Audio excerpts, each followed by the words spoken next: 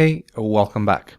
A new component in version 3 is the list group, and these are very flexible and can be used for displaying simple lists of elements as well as more complex lists with some custom content.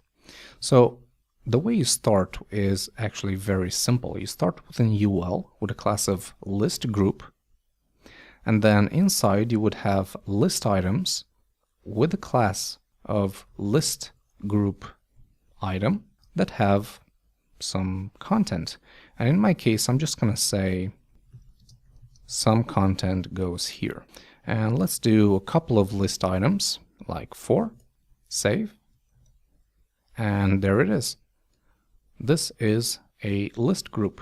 You can combine this element with some additional typography elements like badges, for example.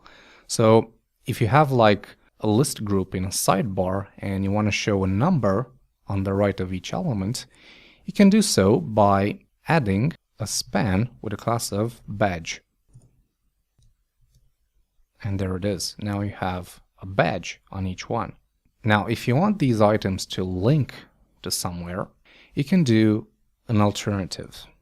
So you can have a div with a class of list group instead of an UL. And then each list item will be transformed into an anchor tag. So I would say anchor tag with a class of list group item. Let's do ×4. Refresh. And now you have linked items. If you want to set a particular one as selected, you can add the class of active.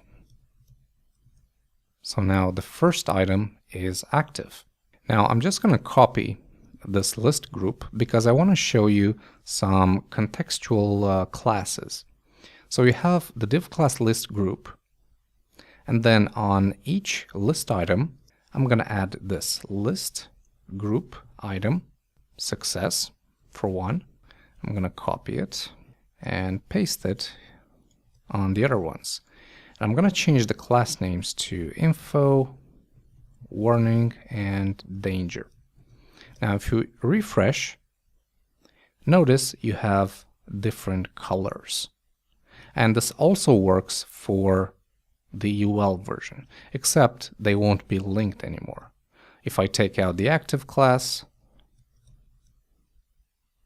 this is how it looks like. And finally, you can add custom content to these list groups. So let's create another one, HR, and I'm going to do the div version where I link items. So div with a class of list group, and then each list group item is going to be an anchor tag. So list group item, and then inside I can have, for example, a heading which has a class of list group item heading, and it doesn't matter which heading you use, either it's H1, either it's H6, as long as it has this class. Okay, this is a heading, and then for content you can have a paragraph with a class of list group item text. This is the content. Save, refresh, and there it is. If you copy and paste this a couple of times, this is how it looks like. And of course, you can add the class of active to one of them. So that's a list group in a nutshell. Now, another recently added component is represented by panels. That's coming up.